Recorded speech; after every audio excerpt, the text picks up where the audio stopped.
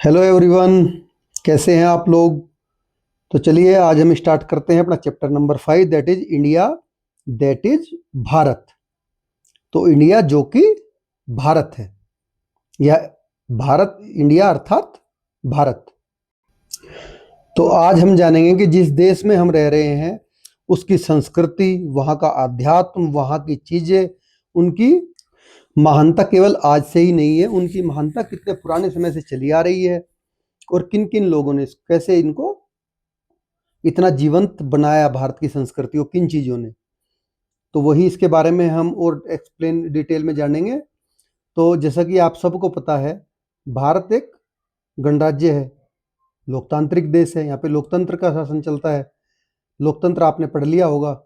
और ये इंडियन सब कॉन्टिनेंट के नाम से भी जाना जाता है, जिसमें केवल भारत भारत नहीं आता।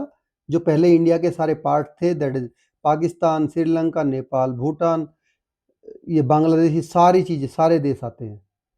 और अगर आप इसको भौगोलिक दृष्टि से देखो तो विश्व का 7वां सबसे बड़ा देश है और जनसंख्या की दृष्टि से आज के समय में हम पहले नंबर पर हैं।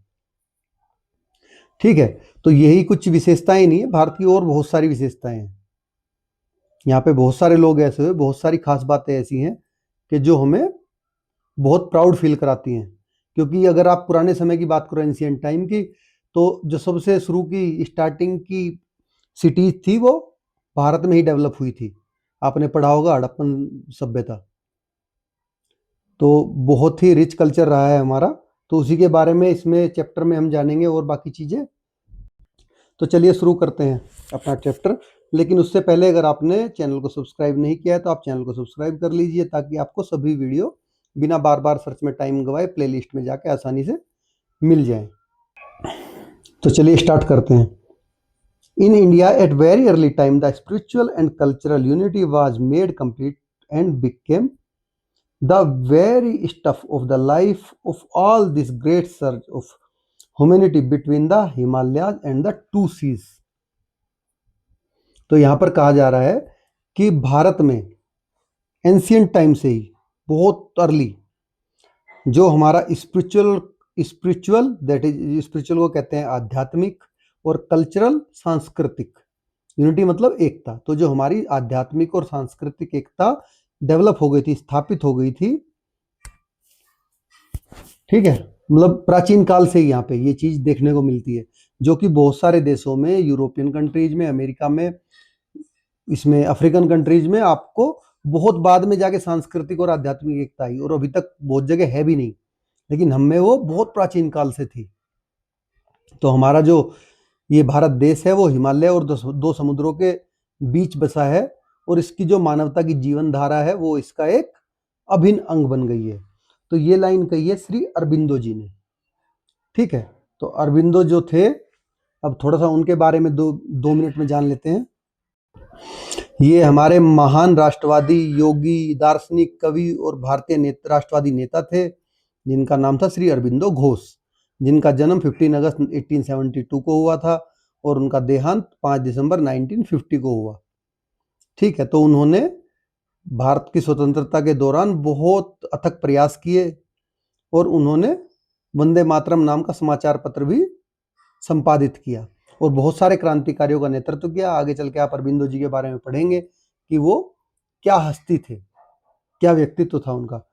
तो चलिए यहाँ पे बात अरबिंदो जी की ज़्यादा नहीं करेंगे, चैप्टर स्टार्ट करते हैं।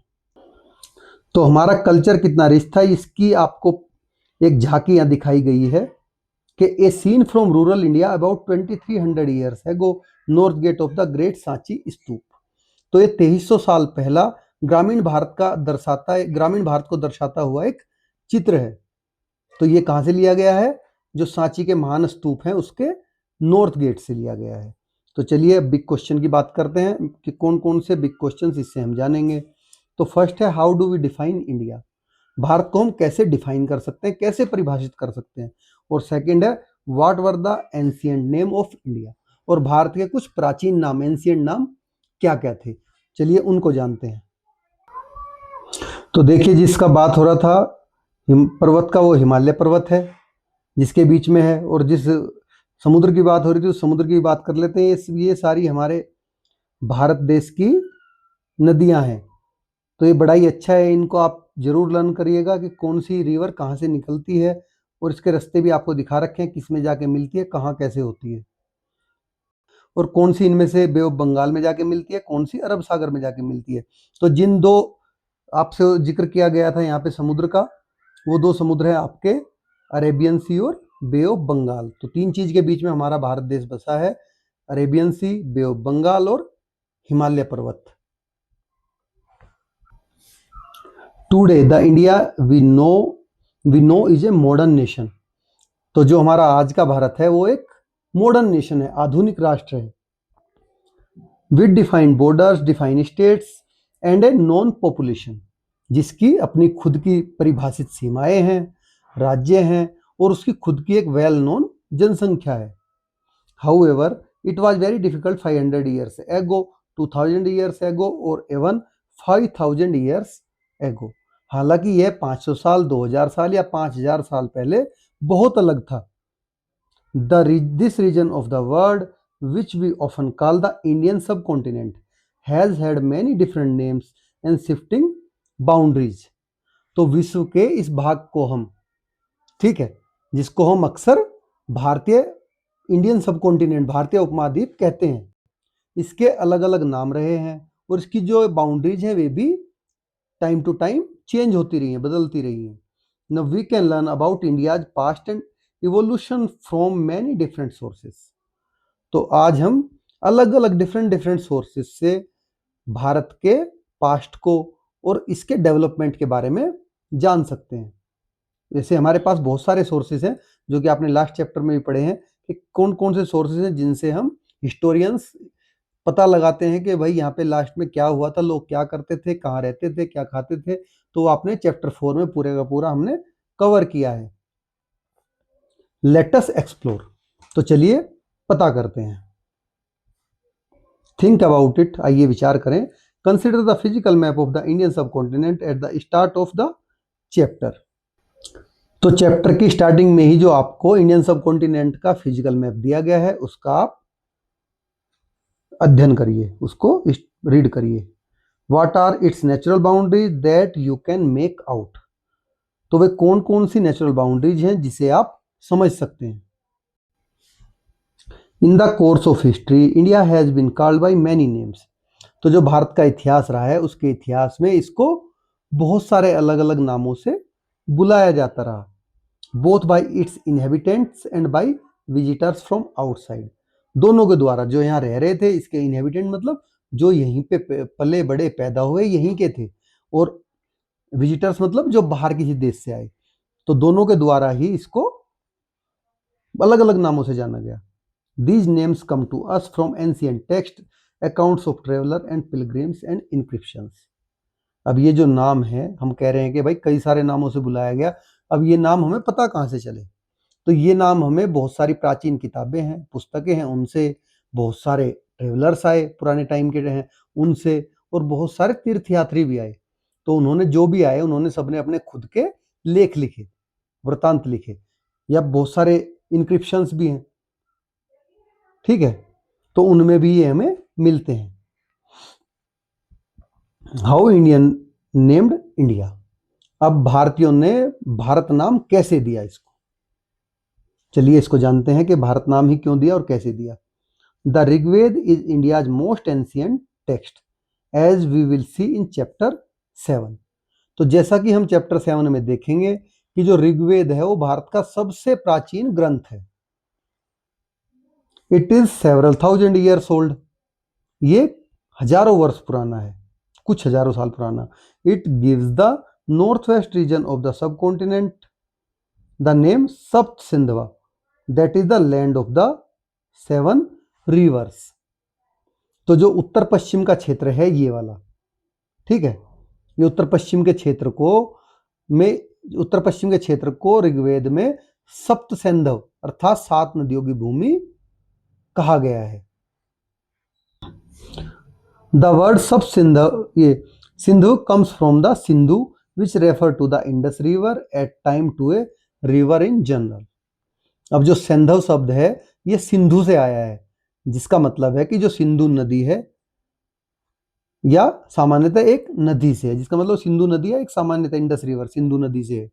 तो वहीं से सैंधव नाम आया है कि जो उसके आसपास लोग बसते थे उन्हीं को मतलब सात सात नदियां थी, सात नदियों को मिलकर एक पूरी सिंधु नदी बनती है। ठीक है, ये देखिए जैसे यहाँ पे दिखाया गया है आपको इंडस रिवर, ये सात नदियां मिलके इसको सिंधु रिवर बनाती हैं और इस सात नदियों के क्षेत्र को इन्होंने सैंधव बोला है। Moving on the time we see names for the other part of India appear in the literature. तो जैसे जैसे समय बीता, उसके बाद समय बीतने के साथ ही जो इंडियन लिटरेचर है उसमें हमें भारत के अलग अलग जगहों पर, ठीक है, अलग अलग जगहों के नाम भी देखने को मिलते हैं कि भाई किस जगह को क्या बोलते थे। जो अलग अलग जगह हैं इंडिया की उनके भी नाम अब मिलने लगे। The Mahabharata is one of the India's most famous text we read about in the theme our cultural heritage and knowledge traditions. तो अब जो महाभारत है वो भारत का सबसे प्रसिद्ध ग्रंथों में से एक है। तो ये जो हम भगवत गीता बोलते हैं, जिसको हम हिंदू अपना सबसे पवित्र ग्रंथ मानते हैं और हमारे जो हिंदू धर्म है उसकी आत्मा मानते हैं, सोल, भगवत गीता को। तो ये भगवान श्री कृष्ण ने जो वचन कहे थे भगवत गीता के, वो महाभारत में ही बोले गए थे। महाभारत के टाइम में जो महाभारत का युद्ध था जो कौरव और पांडवों के बीच में हुआ, उसी में अर्जुन के सारथी थे भगवान श्री कृष्ण। उन्होंने ये गीता का उपदेश श्री कृष्ण को, इसको अर्जुन को दिया था भगवान श्री कृष्ण ने, जब अर्जुन ने अपने सगे संबंधियों पितामह भीष्म, अपने भाइयों ताऊ के लड़के जो कि थे दुर्योधन वगैरह, इनसे लड़ने से इनकार कर दिया था। तो तब भगवान श्री कृष्ण ने उनको बोला था कि धर्म के लिए तुम अधर्म को मत चुनो, धर्म के नाम पर तुम अधर्म मत चुनो, तुम धर्म पे ही रहो। जो भी मृत्यु है, जो कुछ है, वो सब चीजें मेरे ऊपर छोड़ो और तुम केवल कर्म करो। तो तभी से हमारा बिल्कुल एकदम सबसे अच्छी जो हमारी बुक है लिटरेचर में, जिसको हम पूजते हैं, मानते हैं, हर जगह के लिए रेफरेंस लेते हैं, वो हमारी भगवत गीता है। तो थोड़ा सा ये आपको मैंने उसके बारे में बताया। चलिए अब जो आपने पढ़ा उसके बारे में पढ़ते हैं, जो ये इसका क्या मतलब हुआ। ठीक है, तो महाभारत भारत के सबसे प्रसिद्ध लिटरेचर में से एक है। इसके बारे में हमारी सांस्कृतिक विरासत तथा ज्ञान की जो परंपराएं चैप्टर है, ठीक है, our cultural heritage and knowledge tradition chapter में हम पढ़ेंगे आगे। Interestingly it list many regions such as Kashmir, more or less today Kashmir. ठीक है, तो रोचक बात यह है इसमें कि इसमें अनेक रीजन्स को सूचीबद्ध किया गया, जैसे कि कश्मीर जो आज का कश्मीर है, Kurukshetra part of Haryana today, और वंग पार्ट ऑफ बंगाल, प्रयाग ज्योतिष्ठा, प्राग ज्योतिष, तो प्राग ज्योतिष क्या है, रफली 2 days आसाम, और कच्छ जो कि 2 days कच्छ गुजरात का पार्ट है, केरल मोर or less 2 days Kerala, and so on. और इसी तरह से और भी बहुत सारे हैं जो उस समय में, मतलब पहले भारत का नाम आया और फिर अलग अलग क्षेत्रों के नाम भी दिखाई देने लग गए थे। नाउ लेट अस एक्सप्लोर, चलिए पता लगाते हैं। Do you recognise the name of any region given in the map on the page number 79, list the one that you have heard of. तो क्या आप जो पेज नंबर 79 पर मैप दिया गया है 5.4, उसमें दिए गए कुछ एरियाज की आप पहचान, उनको आइडेंटिफाई कर सकते हैं कुछ एरिया को, और आप जिन एरिया के बारे में आपने सुना हो उनकी आप लिस्ट बनाइए। But when we do come across a name for the entire Indian subcontinent, देखिए तो जगह की तो बात हो गई, क्षेत्रों की, लेकिन वास्तव में हम कब पूरे इंडियन सब कॉन्टिनेंट, हमें कब पूरे इंडियन सब कॉन्टिनेंट के लिए एक नाम मिला कि जिसको हम पूरे एक नाम से बोल पाए। Because ancient Indian text are difficult to date, this is not an easy question to answer. तो जो हमारे प्राचीन भारतीय टेक्स्ट हैं, ग्रंथ हैं, उनकी तिथि निर्धारित करना बहुत कठिन काम है। तो इसलिए इस प्रश्न का उत्तर देना आसान नहीं है कि एक्चुअल में कब हम इसको भारत कहने लगे। तो the Mahabharata use the term Bharatvarsha and Jambudvipa, and scholars generally agree that this long poem was written from a few centuries BC onwards.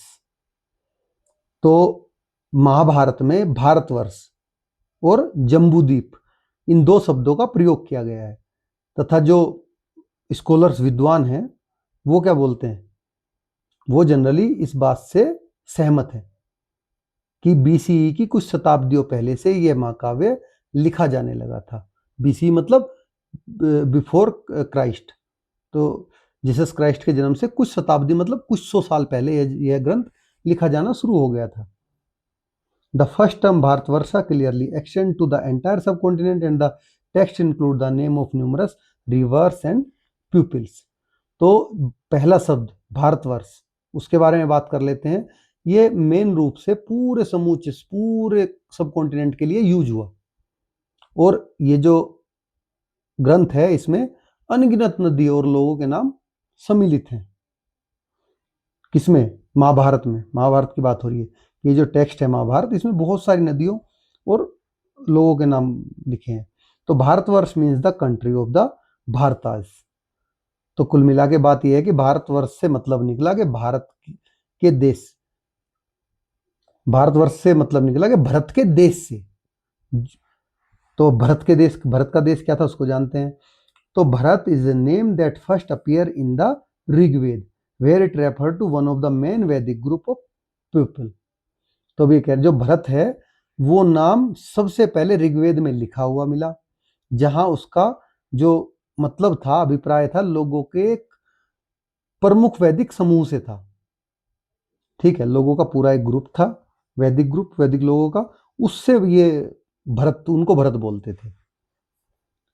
In later literature several kings name Bharat are mentioned.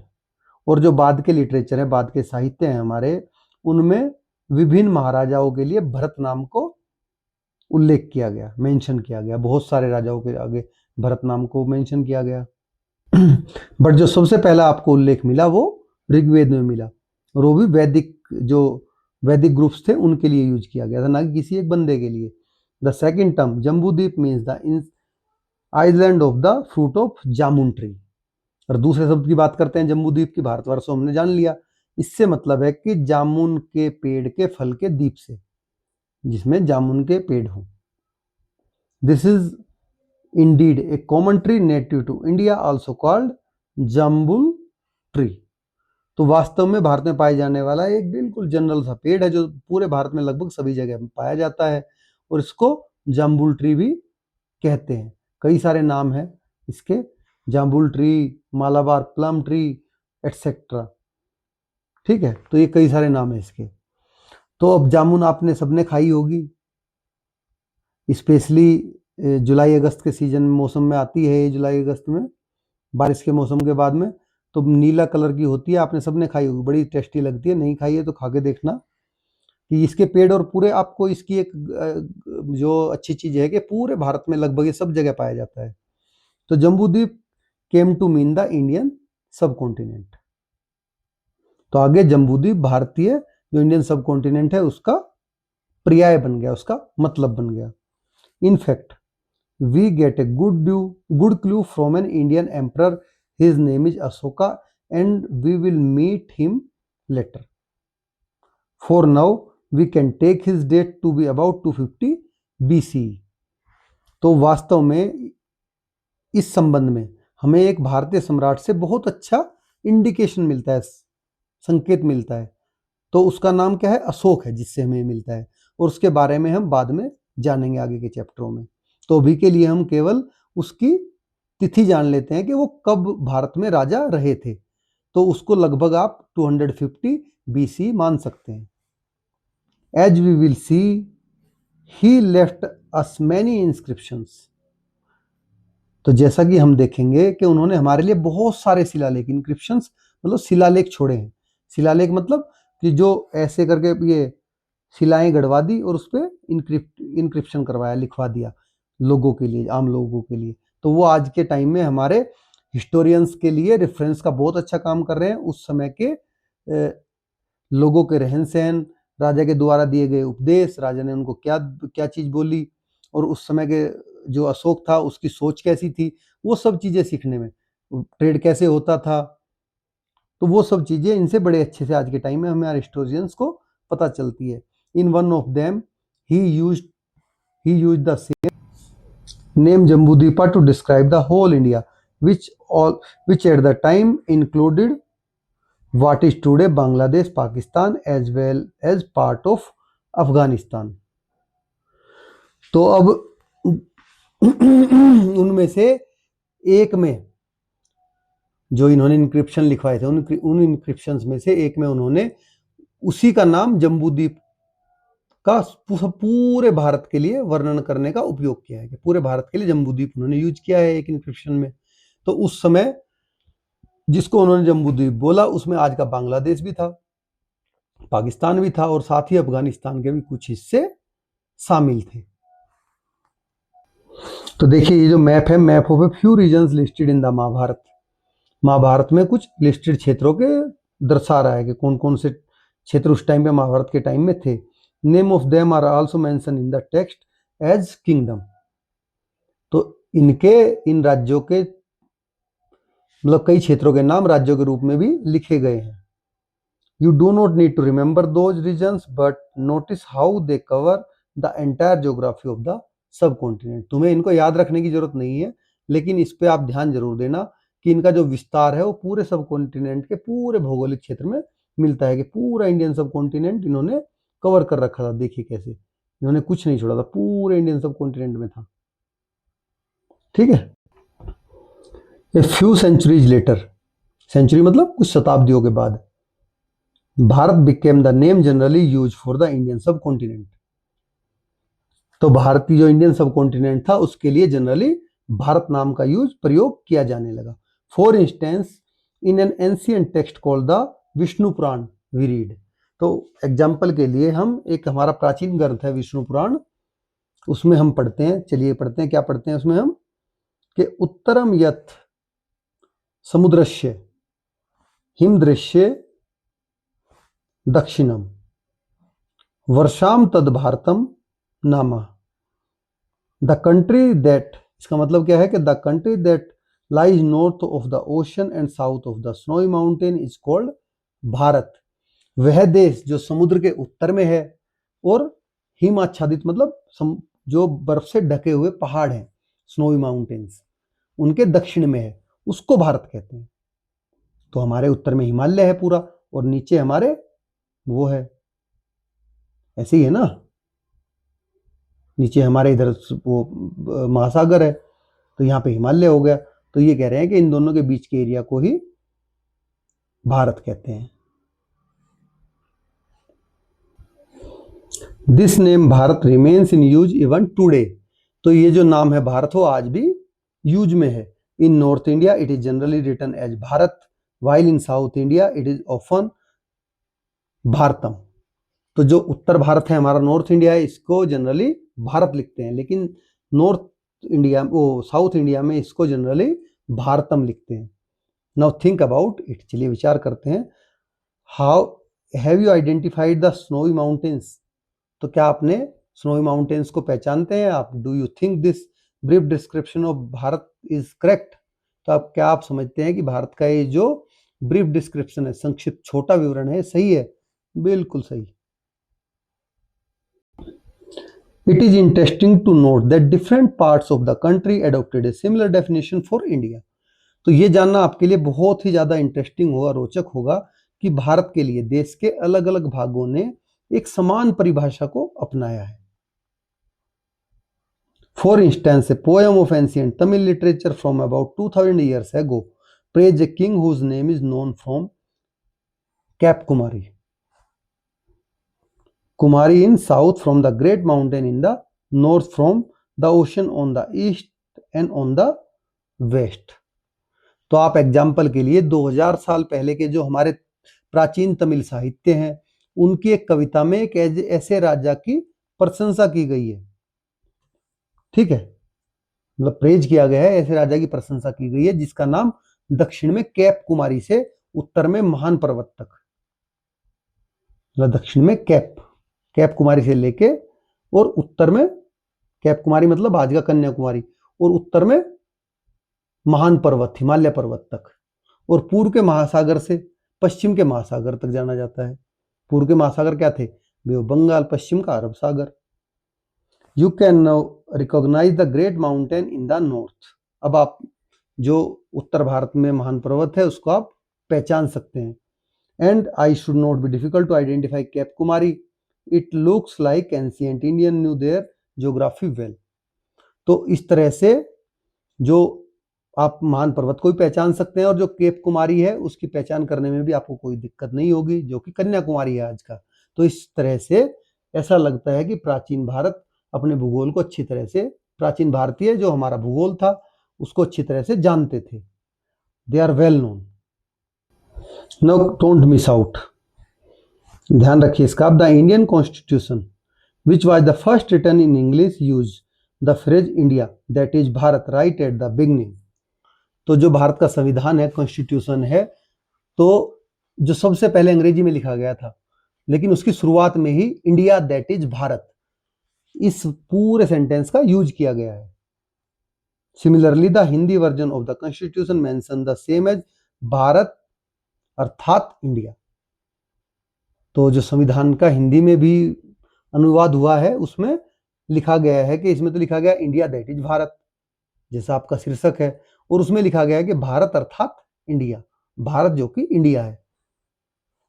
तो कॉन्स्टिट्यूशन होता क्या है, चलिए आपको एक शॉर्ट ब्रीफ इसमें बताते हैं। A document that spell out the basis principle and law of a nation.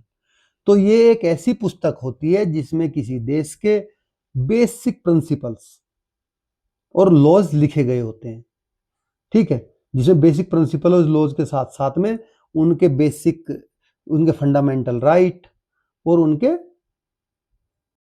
Fundamental duties के बारे में अच्छे से एक्सप्लेन किया गया, बताया गया है।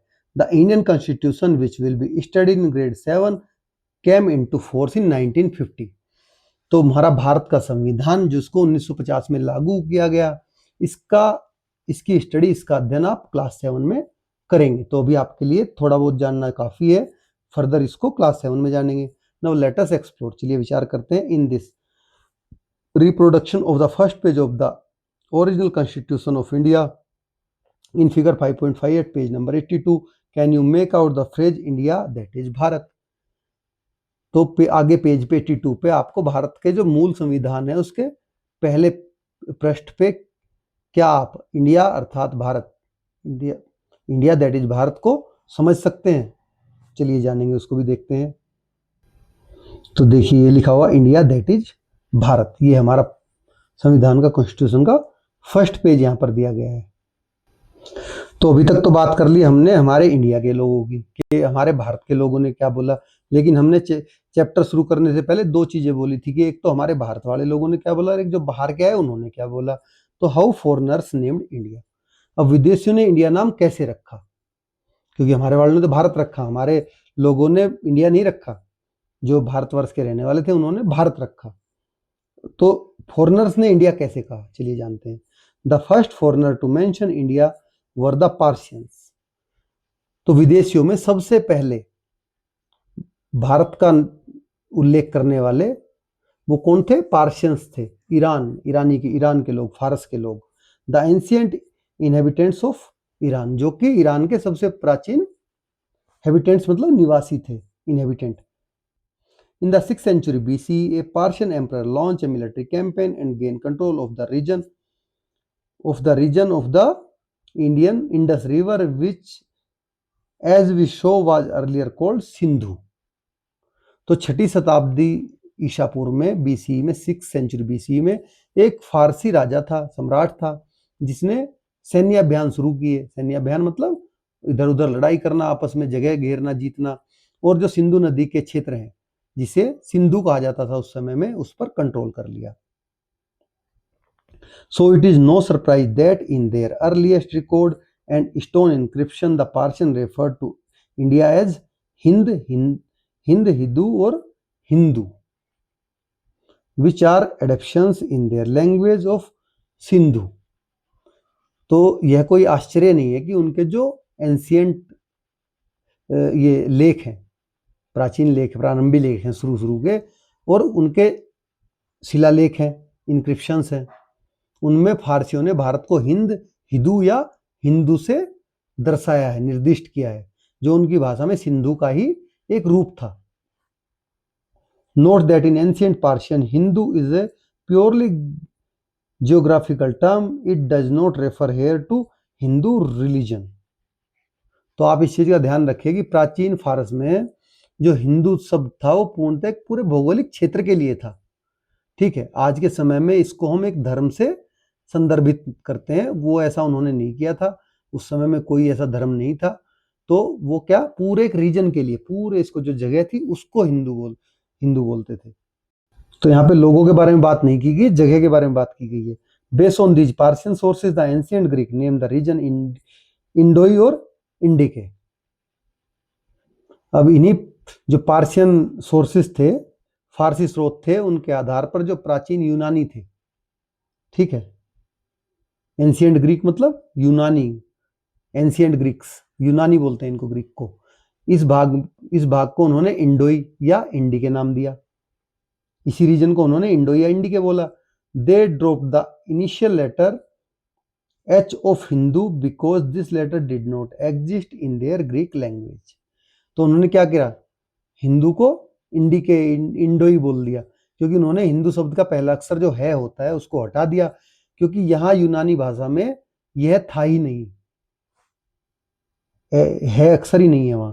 तो सिंधु का क्या हुआ, हिंदू हुआ, हिंदू से एच हट गया, अब कब क्या रह गया, इंदोई, इंदी के। तो वो आपको पता चल गया कि वहां पे एच लेटर नहीं था ग्रीक लैंग्वेज में, इसलिए वो इंदू हो गया। The ancient Chinese also interacted with India. तो प्राचीन चीनियों ने भी भारत के साथ संपर्क स्थापित किए। In several text they refer India as Yintu or Yindu. तो उन्होंने अपने अलग अलग टेक्स्ट में इंडिया को यिंतु या यिंदू के नाम से बुलाया है। This word also originally come from Sindhu in the following manner. तो ये भी नीचे आपको दिखाया गया है कि किस तरह से सिंधु से ही बना है। तो सिंधु से बना हिंदू, हिंदू से बना इंदू, और इंदू से बन गया यिंदू। तो बोलने चाल की भाषा में अलग अलग हो जाता है इस तरह से। चलिए आगे चलते हैं। तो ये आपने देख ही लिया था यहाँ पे कि कहाँ पे लिखा हुआ है इंडिया, दैट इज भारत। ये पहला पेज है, उसी पे लिखा हुआ है, ठीक है। Now don't miss out. इसके बारे में जान लेते हैं कि क्या ध्यान रखना है। जुआनजेंग, फॉर्मरली स्पेल्ड हुआन तसंग, तो हुआन तसंग एटसेट्रा, जिसको हेनसांग या हुआन तसंग बोला जाता है, उसका एक्चुअल नाम था जुआनजेंग, ठीक है। इसको कई बार अलग अलग नाम से बोले, हुआन तसंग बोलते हैं, हुसान तसंग बोलते हैं, तो वो एक ही है, वो जुआनजेंग है। Travelled from China to India in the 7th century CE, जो कि चीन से भारत की यात्रा पर 7वीं सी मतलब कॉमन एरा, 7वीं शताब्दी में आया था। He visited many parts of India, met scholars, collect Buddhist texts and returned to China after 17 years. तो वो भारत के कई भागों में घूमा, बहुत सारे स्कॉलर्स से मिला, जो बौद्ध ग्रंथ थे उनको इकट्ठा किया, और 17 साल के बाद चीन वापस लौट गया। There he translated the manuscript he took back with him from Sanskrit into Chinese. तो वहां पर उसने, वे तो सारी जो ट्रांसक्रिप्ट थी सारी संस्कृत में लिखी गई थी, उनको वापस पांडुलिपियों को अपनी चाइनीज लैंग्वेज में अनुवादित किया, जो वो साथ लेके गया था। Several other Chinese scholars visited India over the centuries. इसके अलावा और कई सारे चीनी विद्वान ने भारत का भ्रमण किया है आने वाली कई शताब्दियों में। Another Chinese word also derived from Sindhu was Tianzhu. तो एक और चीनी शब्द है तियांजू, जो कि सिंधु से लिया गया था। But this word could also be understood as heavenly master. लेकिन इस शब्द को हेवनली मास्टर, स्वर्ग तुल्य स्वामी के रूप में भी समझा जा सकता है। This reflect the respect of ancient Chinese had for India as the land of Buddha.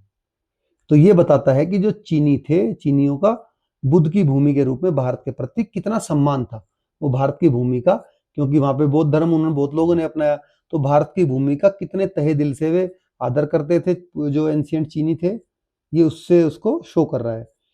You are probably quite familiar with a more recent term Hindustan, but you may not know that it was first used in Persian inscription some 1800 years ago.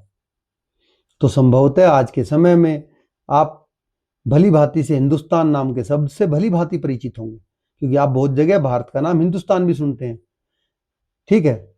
लेकिन आप ये चीज नहीं जानते कि ये जो हिंदुस्तान शब्द है ये 1800 साल पहले सबसे पहले पार्शियन जो टेक्स्ट थे, फारसी शिलालेख, उनमें प्रयोग किया गया था। Later on this became the term used by the most endeavours of India to describe the Indian subcontinent. और बाद में भारत पर आक्रमण करने वाले, ठीक है, करने वालों ने भारतीय इंडियन सब कॉन्टिनेंट को पहचान कर देने के लिए, वर्णित करने के लिए इसी वर्ड को यूज किया, हिंदुस्तान, जो बाहर से आगे जिन्होंने हमला किया। Can you complete this table of the many name of India. तो पार्शियनों ने क्या क्या बोला आपके बुक में लिखा हुआ है, ऊपर आराम से लिख सकते हैं। ग्रीक ने क्या क्या बोला वो भी लिखा हुआ है। लैटिन में इंडिया कहते हैं। चाइनीज वालों ने क्या बोला वो भी लिखा है। अरेबिक और पार्शियन ने क्या बोला, और इंग्लिश में क्या कहते हैं, फ्रेंच में क्या कहते हैं। तो ये तो सारे आपके चैप्टर में हम कवर कर चुके हैं, आप इजीली इनको फिलअप कर सकते हैं। Now before we move on, आगे बढ़ने से पहले चलिए आपने पूरे चैप्टर में क्या क्या पढ़ा है उसको एक बार समराइज कर लेते हैं। India is an ancient land which has had many names in the course of its history. तो भारत एक बहुत प्राचीन भूमि है, बहुत पुराना लैंड है, जिसे इसके इतिहास के क्रम में कई नाम दिए गए, ठीक है, बहुत सारे नामों से इसको बुलाया गया। The name given by the ancient inhabitants of India include Jambudvipa and Bharat. तो जो इसके इनहेबिटेंट मतलब इसके रहने वालों ने, यहाँ के लोगों ने इसको नाम दिए, वो जम्बूद्वीप और भारत दिए। The latter became widespread in time and is the name of India in the most Indian languages. और बाद के समय में जो इंडिया शब्द है वो बहुत ज्यादा प्रचलित हुआ और बहुत सारी अधिकांश भारतीय भाषाओं में यही नाम अब मिलता है। Now foreign visitors or invaders of India mostly adopted name derived from the Sindhu or Indus River. This result in name like Hindu, Indoi and eventually India. तो जो भारत आने वाले बहुत सारे आगंतुक थे, आक्रमणकारी थे, उन्होंने भारत के लिए सिंधु या सिंधु नदी के नाम पर आधारित नामों को अपनाया। तो इसी के परिणाम स्वरूप हिंदू, इंडोई और अंततः इंडिया जैसे नाम बनकर सामने आए, जिनको आज हम इंडिया यूज कर रहे हैं। तो इस तरह से पूरा चैप्टर हमारा कवर हो जाता है ये।